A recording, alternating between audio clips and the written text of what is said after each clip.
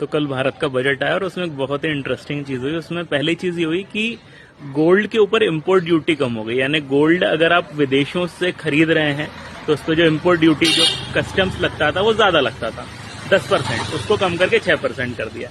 यानी सरकार कहीं ना कहीं आपसे कह रही है कि आप ज्यादा गोल्ड खरीदिए, सेव करिए।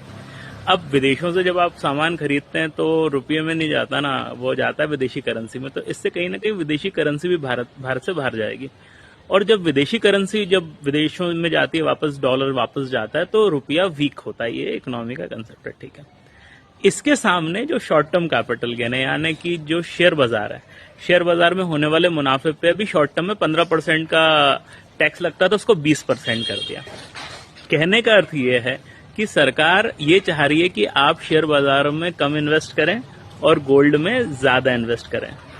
ऐसा माना जाता है जब आप गोल्ड में इन्वेस्ट करते हैं तो वो पैसा ब्लॉक हो जाता है, क्योंकि गोल्ड जो है एक बार आदमी खरीद के अपनी तिजोरियों में आमतौर पर रख लेता है तो वो पैसा सर्कुलेट नहीं होता। लेकिन जो शेयर बाजार में पैसा जाता है वो सर्कुलेट ज्यादा होता है, वो इकोनॉमी के लिए शायद थोड़ा सा फास्ट करता है।